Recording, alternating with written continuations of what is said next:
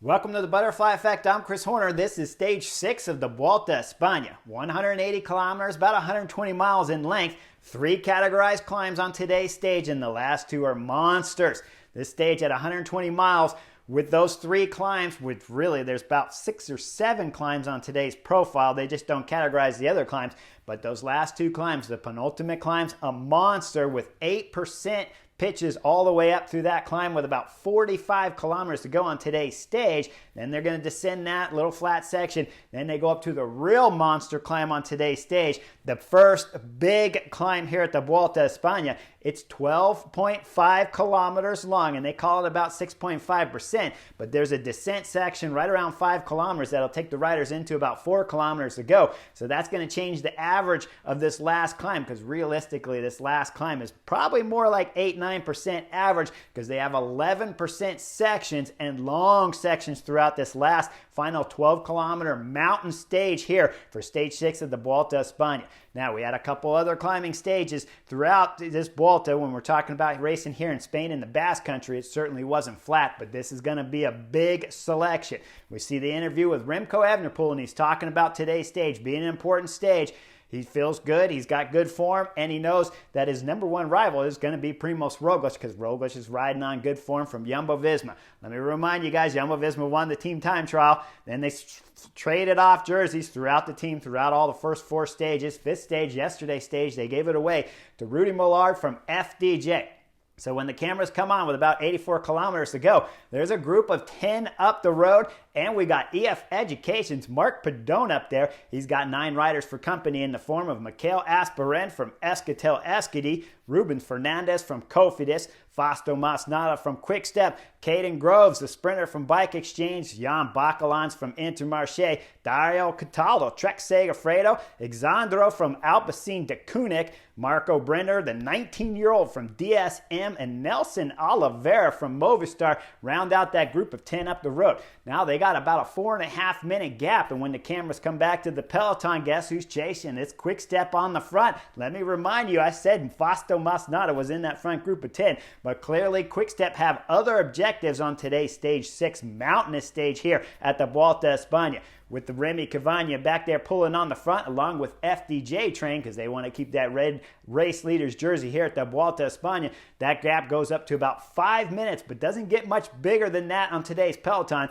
because with about 55 kilometers to go, it's Team Ineos to decide to get on the front. Now when they do, we start seeing some sprinters coming out the back, because it's Ineos' teammate Ethan Hayter coming out the back with Sam Bennett. This is not going to be a stage for the sprinter, and it's not going to be a stage for anybody that's weary about crashes, because with it being this wet and miserable, it's going to be a bad day for a lot of riders out there. With Ineos on the front, they're driving in at 100%. Now let's go back up to the group of 10, because when they started the descent with about 45 kilometers to go, it's going to be Trek Segafredo's Dario Cataldo that goes off in the right bend and crashes. Now, as the peloton comes through about 3 minutes later, peloton around through that corner with Ineos on the front going full gas. What looks like to be an Astana rider wrapped up there on the left side of the Jumbo-Visma train. He's going to crash, lose his front wheel. A couple of the Jumbo-Visma guys look like they almost crashed, but hold it up. But now there's a big split. As we go back to the crash, there's bodies all over. And when we go back up to the front group, it's only about 15, 18 guys, and it's Team Ineos pulling 100%.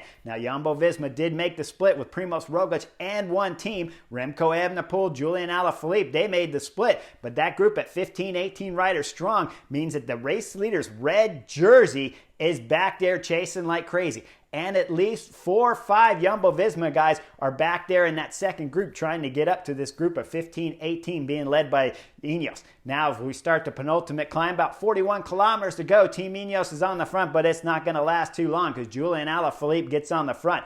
As he's starting to get on the front, we start to see the group from the second group caught behind that crash. They're coming back, and that's the race leader's red jersey, Rudy Mollard from FDJ's back on, along with Primoz Roglic, most of his teammates back there. Now they start this climb proper. Let's go back up to the group of 9 because, like I said, Dario Cataldo crashed out on the descent before the climb. And as we start getting in a few kilometers into this climb proper, it's going to be Marc Padon from EF Education that starts an acceleration. No one can hold his wheel, but the time gap from back there from the peloton is getting brought down so that all the cars are starting to be brought by the right side of Marc Padon as he's dropping everybody from the break. Marc Padon's going solo. Now let's go back to the GC favorites as we start seeing action because Julian Alaphilippe taking over the front of the peloton. He's increasing the speed.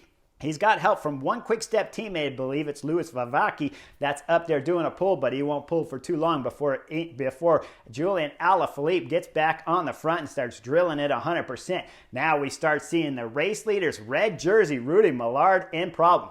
He's got one teammate wrapped around him with Thibaut Pinot, but that won't take too much longer before all of a sudden the race leader's red jersey starts getting gapped further up. Now let's go up to the breakaway group because Marc Padon's going solo over this KOM. He's got about a 2 minute and 10-second gap on the peloton of GC favorites, and he's got about a 1 minute gap on 2 riders chasing. It's Cofidis, Rubens Fernandez, and just behind Rubens Fernandez, catching up on the descent, is going to be Quick-Step Fausto Masnada, who will find his way back up to Rubens on the descent. Now we go back to the GC guys because red race leader's jersey, Rudy Millard's doing everything he can to try to get back up to the front group. As the peloton crosses the penultimate KOM here, it's going to be Bahrain Victorious that hop on the front after Julian Alaphilippe did massive work all the way up this climb.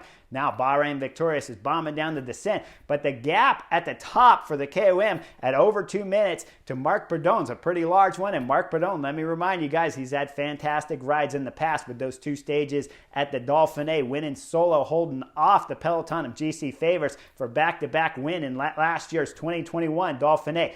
Up front, though, Marc Padon's having all kinds of problems coming down the descent. Now, I told you he had over a 2 minute gap over the KOM, and he's given up a minute and 10 seconds by the time he gets to the bottom of this descent because through all the corners, he's hitting the apex wrong all over the place and just can't get his bike through the corners. Now, as the valley starts proper, like I said, the gap is about 55 seconds to Marc Padon, but the EF Education rider doesn't want to sit up. He's got 2 riders chasing in the form of Rubens Fernandez and, like I said, Fausto Masnada, who caught on from Quick Step. Fausto Masnada is just sitting on this whole time on the wheel of the Cofidis rider, though, and won't help close the gap as the gap's about 30 seconds when they're in the valley.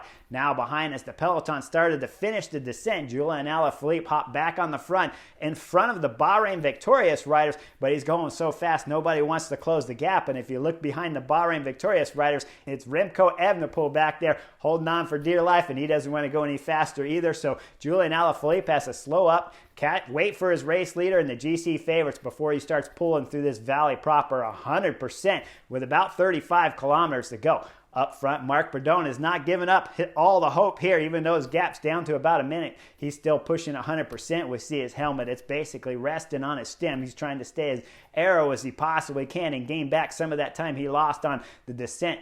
Now, as we see, Marc Padon's time gap is still holding and even spreading a little bit and gaining a little bit to Julian Alaphilippe, led peloton back there of GC favorites. Fausto Masnada, who's in between the gap at about 30 seconds to the peloton. To my surprise, Quick-Step aren't going to pull Fausto Masnada back and help Julian Alaphilippe. Instead, they leave him up there. He'll get caught eventually on the final bump with about 15 kilometers to go, and that's when we're going to see Fausto Masnada do a pull. But Julian Alaphilippe's not slowing down. He's going to go right past his teammate and start continuing his big effort on the front of the peloton here.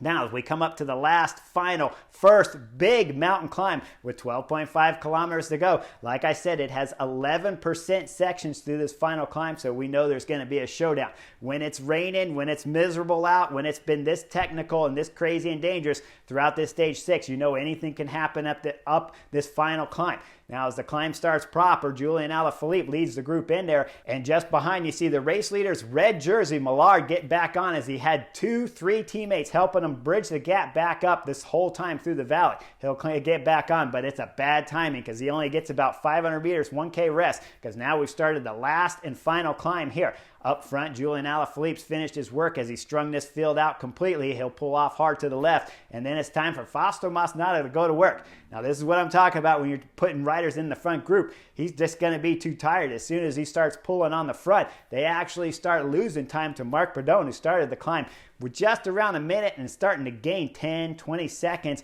on the quick-step-led Fausto Masnada GC group. We look at the back of those GC favorites, and you can see all the riders going curb to curb. So that means right away you know Fausto Masnada is not going fast enough. And then all of a sudden we start seeing the attacks. The first ones come from Cofidis and Arkea Samsic, and then just a few seconds behind, it's Jay Vine. Jay Vine from Albacete to Kunik is bridging across to the two riders attacking, and when he does, he's not going to wait around too much longer, as all of a sudden he throws in his acceleration, and he's dropped those two riders. Now he's trying to bridge across to Mark Perdone, who's up the road with about a 40-second, 30-second gap to Jay Vine from Albacete Quickstep. Behind the GC favorites, after that group got a little bit of a gap, it was Simon Yates from Bike Exchange that throws in the first big attack. He does, and it's Ben O'Connor and Teo Gegenhardt from Ineos that cover it and bring that group back. We see Primoz Roglic, he's still locked in there too. And then all of a sudden, now we start seeing the big action from the GC favorites. It's Remco Evenepoel that gets on the front. He just starts throwing in an acceleration and just stays on the pedals. He's got all the GC guys strung out on his wheel. Primoz Roglic is there. Enric Mas is there. Ben O'Connor, AG2R, is there. Pavel Sivakov, Jai Hindley, the Giro d'Italia winner, is there, and Adam Yates is holding on for dear life. Now, as we start seeing Remco Evenepoel accelerate, all of a sudden Primoz Roglic has to slot off, and we see Enric Mas slot onto the wheel of Remco Evenepoel as Primoz Roglic slots behind Pavel Sivakov. This is a bad sign, and we start to see Remco Evenepoel look back. He knows what's happening, and he continues the acceleration till it's just Remco Evenepoel and Enric Mas on the wheel of the Belgium Quick-Step rider. Now, they still got a gap to close if they want to win today's stage, but the GC favorites are starting to get dropped behind, so Remco Evenepoel is not going to slow down. He's going to keep accelerating as we see Primoz Roglic, Jumbo-Visma's having all kinds of problems back there. Now, he's got some company because he has Pavel Sivakov back there along with Yates, and he has Ayuso there from UAE Team Emirates. Ayuso, though, won't hang along too long as he throws in his own attack. Pavel Sivakov tries to close it, but Primoz Roglic can bring back the Ineos rider with Adam Yates sitting on his wheel. Up front, the gap is starting to extend now to Remco Evenepoel for the battle for the GC here at the Vuelta a España. Remco Evenepoel will look back and try to get some help from Enric Mas, but it's not going to happen, so Remco Evenepoel has to keep accelerating on the pedals up front. Now up front, Jay Vine's catching Mark Perdone and trying to win stage 5 of the Vuelta a España, but he's only got about a 20-30 second gap on Remco Evenepoel behind. With Jay Vine catching Mark Perdone, he's not going to wait too long. He distanced the EF Education rider, and then we'll see Remco Evenepoel and Enric Mas catch and pass Mark Perdone too. But up front, as they're starting the descent here with about 5.5 kilometers to go, there's a 1K, 1.5K descent in the middle of this climb. And as we see when we come out of the descent, all of a sudden up front, Jay Vine gained another 20 seconds. He's got just under 40-second gap on Remco Evenepoel and Enric Mas behind chasing. Now Jay Vine knows he can get a shot at winning a big mountainous stage here at the Vuelta a España, but he's still got to deliver another 3.5 kilometers if he wants to do so. The fog's getting thick and heavy. It's getting hard to see the riders. When we go back to the favorite, the 3-time defending champion here at the Vuelta a España, now he's about a minute and 10 seconds behind Remco Evenepoel, but he's got all kinds of company. There's 9-10 riders on his wheel, and it's all the GC favorites, with the exception of Mikel Landa, who's had a bad stage 6 here, and Carapaz. Ineos' Carapaz, big favorite here to win the Vuelta a España. He's come off too, but let me remind you, Primoz Roglic isn't having such a good stage either, as he's got 9 riders on his wheel. Up front, Jay Vine with about 500 meters to go. He's still got a 20-second gap, and at 400 meters to go, Jay Vine is still solo with just under 20-second gap. Now the Alpecin to Kunik rider's throwing in everything he can. I wish I could show you guys some finishing pictures, but the fog was too thick. But let me assure you, Jay Vine wins today's stage 6, taking a big victory here. Win for Alpecin de Kunik and Jay Vine. This is his first big professional win. He got on this team by winning the Swift World Championships, the E-Race, and that got him on this team. Last year at the Vuelta a España, he had that amazing crash with his car. almost won a stage and was off solo with about 800 meters still to go, but got caught that year. This year, he leaves nothing up for hope as he goes all the way to the line and wins today's stage 6 of the Vuelta a España. Congratulations, Jay Vine. Spectacular win. Now let's get back to the GC battle that's going on because Remco Evenepoel, he's still trying to get rid of Enric Mas with 75 meters to go. The Belgian rider throws in his last big acceleration going all the way to the line. As we see, Enric Mas is just coming off the wheel of the Belgian rider, but he'll hold on to get same time, about 14 seconds, 15 seconds there behind Jay Vine for the stage.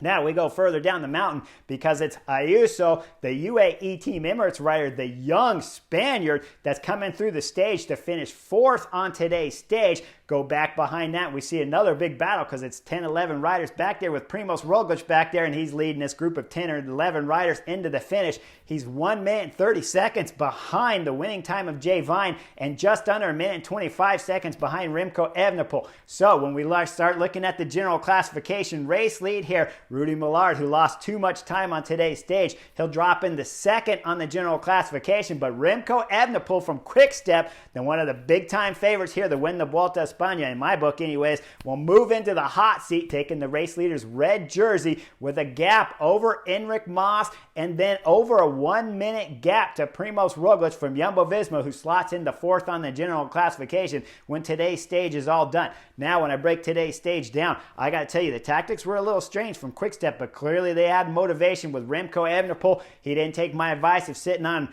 Primoz Roglic throughout today's stage. Instead, he went on the aggressive and dropped everybody at the bottom of today's finishing climb and went up all the way up with Enric Mas to take the race leader's red jersey. But when we really look at it closer, Remco Evenepoel clearly on fantastic form. There is no doubt about that. There's the reason why I put him as my 2nd favorite here at the Vuelta a España and the rider to win the Vuelta a España if Primoz Roglic was to have any injuries left over from the Tour de France. Now, I don't believe that's the case when I look at stage 6 here about Primoz Roglic. When we really dissect it closer, let's look at the whole Jumbo-Visma squad. Because when we went up the penultimate climb, we saw with 50, 60 guys still in the front group, it was Rowan Dennis that came off the back. That normally would never happen. Now, when we go up the climb just after that, it was Sam Omen that had problems, one of their climbers. Through the valley there, he found his way back on. But now when we went up the last climb, Chris Harper didn't have a very good climb, and I wouldn't expect him to be in the top 15 of the general classifications here at the Vuelta a España, but you would expect Sepp Kuss to be in that final group, and he got dropped along with Carapaz early in the climb, which meant Primoz Roglic was all by himself, and then, of course, Primoz Roglic got dropped from Remco Evenepoel, but did a great damage control to keep himself just over a minute on the general classification at the end of today's stage. But when you really look at today's stage, Primoz Roglic, I still think he's in fabulous form. But when I see the whole Jumbo-Visma squad have problems on today's stage, you got to believe there's something going on in terms of calories or how they prepared for today's race that all of them would have dropped. Maybe it's the cold weather. When we start looking at the pictures of Remco Evenepoel without his jersey on, you see how thin these riders are. So if you get the calories off a little bit, if you get the liquids off a little bit, and if you just didn't have enough calories the night before, which could possibly be the reason, because normally when you see 8 riders from the team go bad on the same stage, it probably has something to do with what they ate the night before, because it's rare to see all 8 from Jumbo-Visma have a bad day at the same time on the same stage. Now, Primoz Roglic, like I said, did a fabulous job of protecting the race leader's red jersey when we're talking about at the end of this 3 weeks. He's still in with an opportunity to be able to win here at the Vuelta a España. And we're looking at a fantastic next 2 weeks here at the Vuelta a España, because the battle between Remco Evenepoel and Primoz Roglic is full gas on right now, and Enric Mas is on good form from Movistar. So we got 3 riders for the general classification, and who knows, maybe Juan Ayuso from UAE Team Emirates, the young Spaniard, maybe he'll throw into the mix here between the big GC battles and the big mountain stages to come. Make sure you guys like and subscribe, and I'll see you on the next edition of The Butterfly Effect.